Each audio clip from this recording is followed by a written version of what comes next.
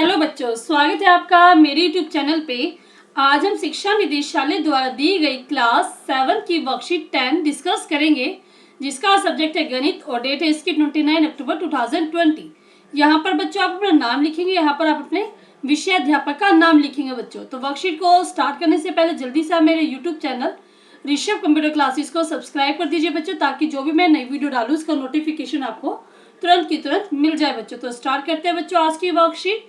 आज की वर्कशीट में हमारा टॉपिक है त्रिभुज तथा उसके गुण, समकोण त्रिभुज तथा पाइथागोरस गुण। तो जो त्रिभुज और उसके गुण का चैप्टर है उसमें आज हम समकोण त्रिभुज पढ़ेंगे और उससे रिलेटेड पाइथागोरस गुण पढ़ेंगे। तो देखते हैं, आपको पता है समकोण कोण क्या होते हैं, जिसमें 90 डिग्री का एंगल होता है बच्चों। तो आवश्यक पूर्व ज्ञान, तो इस वर्कशीट को करने से पहले आपको ये नॉलेज होनी चाहिए कि समकोण त्रिभुज तथा वृत्त संख्याओं की जानकारी आपको होनी चाहिए। तो समकोण त्रिभुज में आपको बता देती हूँ, जैसे कि आपके पास ये त्रिभुज है, इसमें जो एक एंगल है आपके पास वो 90 डिग्री का होना चाहिए, तो उसको हम बोलते हैं समकोण त्रिभुज। ठीक है, जिसमें एक जो कोण है वो 90 डिग्री का होगा। तो देखते आ गया इस वर्कशीट को। बच्चों, घर में एक स्थिति की कल्पना करते हैं जहां आपको दीवार पर लगी एक तस्वीर उतारनी है।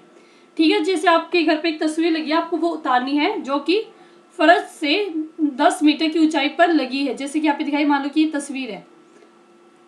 तस्वीर है या आपसे दीवार से 10 मीटर की ऊंचाई पर है, तो 10 मीटर यहाँ पे दिखाई गए। उसके लिए एक 8 मीटर लंबी सीढ़ी का प्रयोग करना है। तो आपने यहाँ पे 8 मीटर लंबी सीढ़ी का प्रयोग किया। सीढ़ी ऐसे ही लगती है, कभी सीधी तो नहीं लगती ना सीढ़ी, अगर आपको कुछ सामान उतारे तो आप ऐसे लगाओगे। सीढ़ी को दीवार से कितनी दूर रखा जाए, ऐसी परिस्थिति में दीवार व सीढ़ी के बीच दूरी ज्ञात करने के लिए पाइथागोरस गुण का प्रयोग करते हैं। तो इसमें क्या कहा है कि हमें इसकी डिस्टेंस पता करें कि सीढ़ी को दीवार से कितनी दूर लगाना है, तो उसके लिए हम क्या करेंगे, पाइथागोरस थ्योरम का प्रयोग करेंगे। तो देखते हैं इसमें पाइथागोरस गुण क्या होता है, वही हम देखते हैं इसमें। ईसा से 6वीं शताब्दी पूर्व एक यूनानी दार्शनिक पाइथागोरस ने समकोण त्रिभुज से संबंधित पाइथागोरस गुण की जानकारी दी। तो ये क्या कह रहे हैं, जो पाइथागोरस दार्शनिक थे उन्होंने क्या किया था, पाइथागोरस गुण की जानकारी दी थी बच्चों। तो उसी की वजह से इसका नाम पाइथागोरस पड़ा है। समकोण त्रिभुज में समकोण के सामने की भुजा को कर्ण कहते हैं। जैसे कि आपके पास समकोण त्रिभुज ये होता है, अब समकोण ये वाला एंगल हो गया आपका, इसको क्या बोलते हैं, समकोण। जो 90 डिग्री का होता है उसको बोलते हैं समकोण। समकोण के सामने वाली की भुजा को हम क्या कहते हैं, कर्ण। तो ये आपकी क्या होगी, कर्ण, तो इसको बोलते हैं कर्ण। तो पाइथागोरस गुण के अनुसार जब हम पाइथागोरस पढ़े तो उसके देखते क्या होता है, पाइथागोरस कर्ण पर बने वृत्त का क्षेत्रफल इक्वल टू अन्य दो भुजाओं पर बने वृत्त के क्षेत्रफल के योग के बराबर होता है। तो ये समझने से पहले डायग्राम देखो। जैसे कि आपको यहाँ पे एक त्रिभुज दिखाई दे रहा है, ये त्रिभुज आपको दिखाई दे रहा है बच्चों। तो इसने क्या किया है, यहाँ पे भी इसने एक बना दिया, क्या वर्ग बना दिया, ये वर्ग बना दिया। इस वाली साइड पे भी इसने एक वर्ग बनाया और इस वाली साइड पे भी इसने एक वर्ग बनाया। तो ये क्या कह रहा है, कर्ण पर बने वृत्त का क्षेत्रफल। अब कर्ण हमारे पास ये, क्योंकि ये क्या समकोण, समकोण के सामने वाली भुजा क्या होती है, कर्ण। तो कर्ण पर बने वृत्त का क्षेत्रफल, कर्ण पर बने वृत्त का क्षेत्रफल किसके इक्वल होता है, अन्य दो भुजा। तो त्रिभुज की दो भुजा ये वाली और ये वाली, तो इन दो भुजाओं पर बने वृत्त के क्षेत्रफल के बराबर होता है। तो इसमें हमने लिखा, इसको इसने माना a और इसने माना b, तो a का स्क्वायर प्लस b के स्क्वायर की इक्वल हो जाएगा बच्चों। तो ये आपकी पाइथागोरस थ्योरम है, जिसमें जो होता है कर्ण पर बने वृत्त का क्षेत्रफल अन्य दो भुजाओं पर बने वृत्त के क्षेत्रफल के बराबर, योग के बराबर होता है बच्चों। तो ये आपको हमेशा याद भी रखना है। तो आगे देखते, ध्यान दीजिए। समकोण त्रिभुज की सबसे लंबी भुजा कर्ण होती है। तो सबसे लंबी भुजा हमेशा कर्ण होती है। ये 3 भुजा होती है हमारे पास त्रिभुज में, कर्ण, एक भुजा, दूसरी भुजा। तो सबसे लंबी भुजा क्या होती है, कर्ण होती है। आगे हम देखते हैं कुछ पॉइंट। आइए इसको एक उदाहरण की सहायता से समझते हैं कि आपको यहाँ पे क्या दिया गया, एक त्रिभुज की भुजाएं 3 सेंटीमीटर, 4 सेंटीमीटर और 5 सेंटीमीटर लंबी दी गई है। तो आप बताना कि एक त्रिभुज ये समकोण त्रिभुज होगा या नहीं होगा। तो आपको भुजाएं दी गई है, अब आपको देखना है कि समकोण है या नहीं है। तो समकोण देखने के लिए आपको ये वाली थ्योरम वेरीफाई होनी चाहिए, तभी हम मानेंगे कि समकोण त्रिभुज होगा। अब आपके पास 3 साइड है, 5, 4 और 3। सबसे बड़ी क्या आपके पास 5, तो ये इट मीन्स क्या है कि कर्ण क्या होगा हमारे पास 5, क्योंकि कर्ण सबसे बड़ा होता है। तो कर्ण का वर्ग करेंगे हम, 5 का स्क्वायर इक्वल टू 25 हो गया। अन्य दो भुजाओं के वर्ग का योग 4, जो हमारे पास क्या बच गई, 4 और 3 बच गए। इन तीनों का भी हमने क्या किया, वर्ग का वर्ग का योग करेंगे। 4 का स्क्वायर 16, 3 का स्क्वायर 9, दोनों का प्लस क्या हमारे पास आएगा 25 सेंटीमीटर। तो ये देखते हैं अभी क्या हमारे पास थ्योरम क्या थी, कर्ण का वर्ग इक्वल टू अन्य दो भुजाओं के वर्ग का योग। तो हमें पता है कि कर्ण का वर्ग कितना था 25 और अन्य दो भुजाओं के वर्ग का योग भी कितना 25। अगर ये दोनों बराबर हैं तो इट मीन्स क्या ये एक समकोण त्रिभुज होगा। ठीक है, अगर मान लो ध्यान देने वाली बात है, यदि कर्ण का वर्ग अन्य दो भुजाओं के वर्ग के योग के बराबर नहीं आएगा, मान लो नहीं आएगा, तो ये क्या होगा, समकोण त्रिभुज नहीं होगा बच्चों। ठीक है, तो ये पॉइंट आपको याद रखना है। इसी से रिलेटेड हमारी वर्कशीट के क्वेश्चन आंसर जो अब हम करेंगे बच्चों। तो देखते हैं इसमें फर्स्ट क्वेश्चन क्या, अभ्यास के लिए प्रश्न, प्रारंभ में दी गई स्थिति का हल पाइथागोरस गुण के द्वारा ज्ञात कीजिए। प्रारंभ में हमें एक सिचुएशन दी गई थी सीडी वाली, तो इसका हल हमें निकालना पाइथागोरस थ्योरम से। तो देखते हैं इसमें हमारे पास क्या है कि ये डायग्राम दिया हुआ है, 10 मीटर यहाँ पे 8 और यहाँ पे हमें डिस्टेंस निकालना कि हम सीडी को दीवार से कितनी दूर हमें लगाना है बच्चों। तो देखते हैं इसमें डायग्राम हमने बनाए हुए नीचे ये। तो यहाँ पे आपको 10 मीटर है, यहाँ पर 8 मीटर, हमें ये डिस्टेंस निकालना कितना होगा।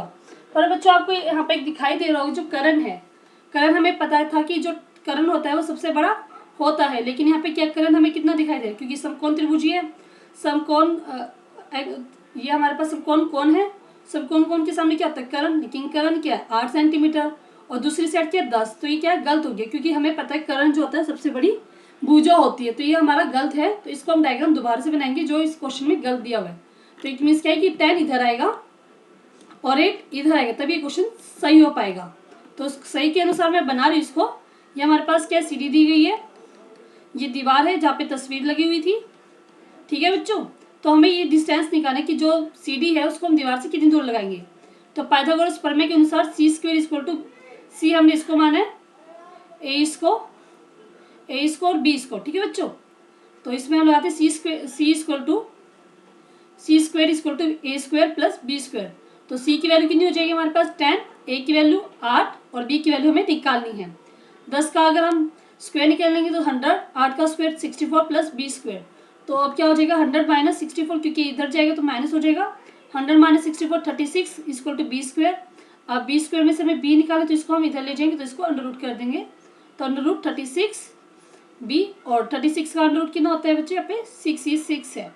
तो बी की वैल्यू हमारे पास कितनी आएगी 6 मीटर, क्योंकि मीटर में ना सारा ही।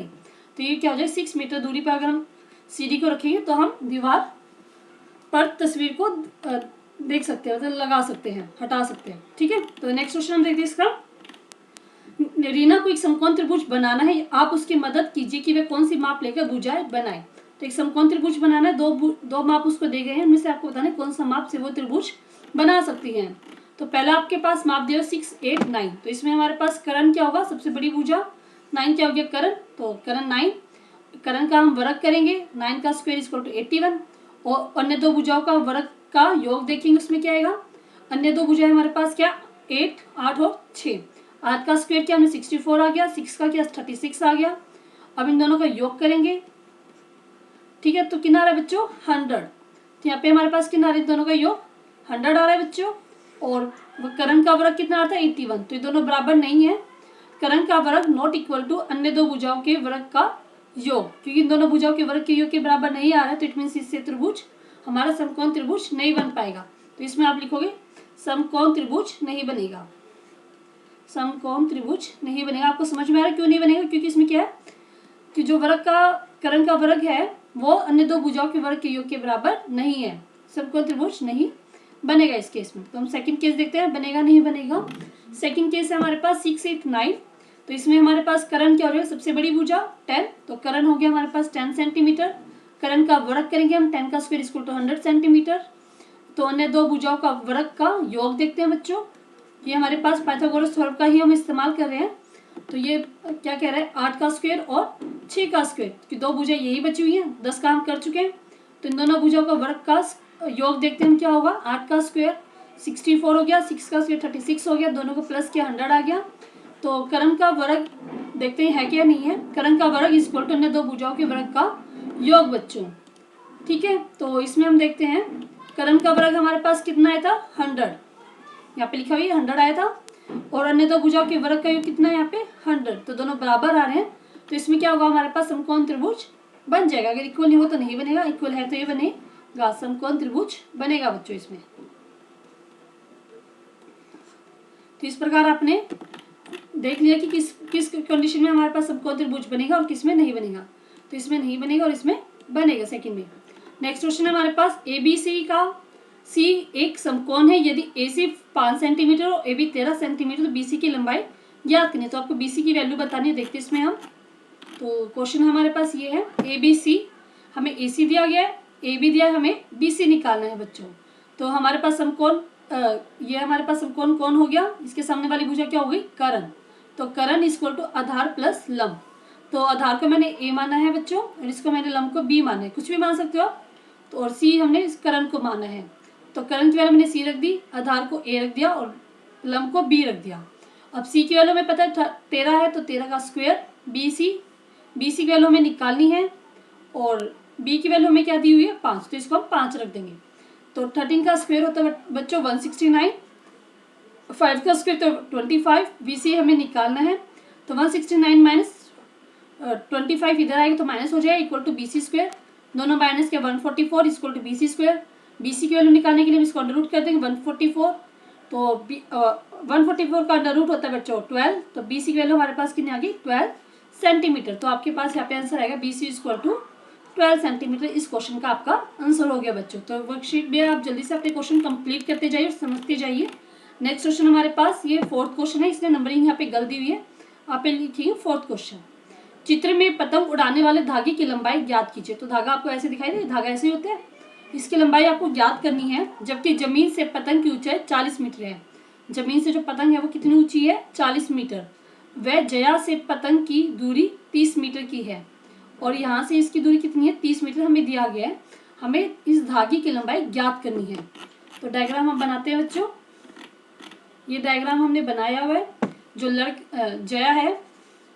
जया है वो इधर खड़ी है, यहाँ पे 30 मीटर है, ये 40 मीटर है। हमें AC की वैल्यू निकालनी है। तो AC का स्क्वायर मतलब AC क्या हो जाएगा कर्ण हो गया, क्योंकि समकोण जो ये कौन है हमारे पास ये वाला, तो क्योंकि हमेशा जो 90 डिग्री को तो उसको बोलते हैं समकोण एंगल। ठीक है, समकोण हो गया हमारे पास। तो सामने वाला क्या हो गया हमारे पास कर्ण। तो AC का स्क्वायर इक्वल टू AB का स्क्वायर प्लस BC का स्क्वायर। तो AC की वैल्यू हमें निकालनी है बच्चों। AB की हमें दी गई 40 और BC की हमें 30, तो दोनों का स्क्वायर करेंगे। इसका स्क्वायर आएगा 1600 और इसका आएगा 900, दोनों प्लस के 2500 आ गया बच्चों। 2500 का हम टुकड़े कर लेते हैं। AC स्क्वायर में से AC निकालने के लिए इसको हम अंडर रूट कर देंगे। यहाँ पे 2500 के हमने फैक्टर किया, 25 मल्टीप्लाई 100। 25 का फैक्टर होता है अंडर रूट होता है 5 और 100 का होता है 10, तो दोनों को मल्टीप्लाई करेंगे हमारे पास आ गया 50 सेंटीमीटर। तो ये आपका AC की वैल्यू आ गई बच्चों, जो हमें निकालनी थी बच्चों। AC का मतलब क्या हो गया, जो है ये धागे की लंबाई आ गई हमारे पास। तो आप इसको लिख सकते हैं AC ना लिख के धागे की लंबाई, क्योंकि इसमें धागे की लंबाई ही पूछी है। AC इसमें नाम कुछ नहीं दिया गया था, ये हमने अपनी तरफ से लिखा है। तो ये आपके पास धागे की लंबाई आ गई बच्चों। तो ठीक है, पतंग उड़ाने वाले धागे की लंबाई आपके पास आई 50 मीटर। तो ये आपकी वर्कशीट बच्चों कंप्लीट हो गई। अगर आपको बच्चों समझ में आई, अच्छी लगी है, तो मेरी इस वीडियो को लाइक कीजिएगा और मेरे YouTube channel Rishabh computer classes को बच्चों सब्सक्राइब करना ना भूलें। और जितने हो सके अपने दोस्तों के साथ, अपने स्कूल के जो ग्रुप बने हुए हैं आपकी क्लास के, उनमें ज़्यादा से ज़्यादा शेयर कीजिए, ताकि जो बाकी बच्चे हैं वो भी इसको सब्सक्राइब कर पाए और अपनी इस वीडियो की हेल्प से अपनी वर्कशीट कंप्लीट कर पाए बच्चों। मैक्सिमम इसको शेयर कीजिए और सब्सक्राइब करना ना भूलें बच्चों। थैंक यू बच्चों, थैंक यू वेरी मच।